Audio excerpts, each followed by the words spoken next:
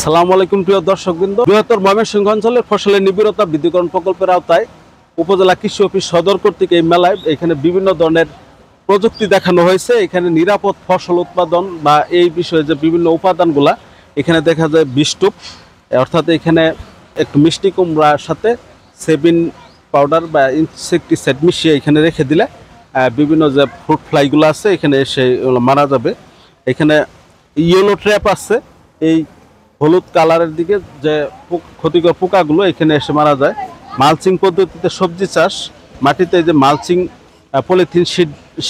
Polythene sheet বিছিয়ে এখানে এটা দেওয়া হয় সাধারণত আগাছা যাতে বেশি না হয় এবং বৃষ্টির পানিতে যাতে মাটিটা ক্ষয় না হয় সেই জন্য, এবং মাটির আর্দ্রতাটাও ধরে রাখে।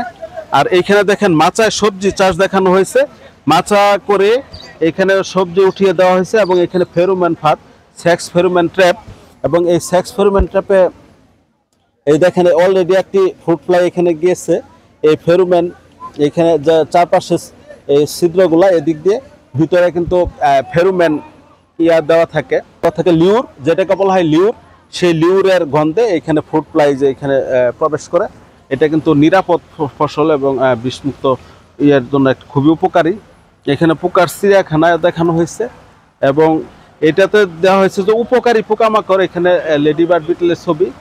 এছাড়াও জমির যে সকল উপকারী পোকামাকড় সেগুলো যাতে সংরক্ষণ হয় অর্থাৎ বেঁচে থাকে সেজন্য আইলে খড় বিছানো আছে এবং খড় একটু বেশি করে রাখা হয় যাতে এই খড়টা পচে আবার জমিতে জৈব সার হয় এবং এই খড়ের সাথে উপকারী পোকামাকড়গুলো থাকে। এবং এইখানে দেখেন একটি খুঁটির মাথায় খড় এইভাবে যদি আমরা জমিতে রেখে দেই তাহলে এইখানেও কিন্তু উপকারী পোকামাকড়গুলো আশ্রয় নিতে পারে।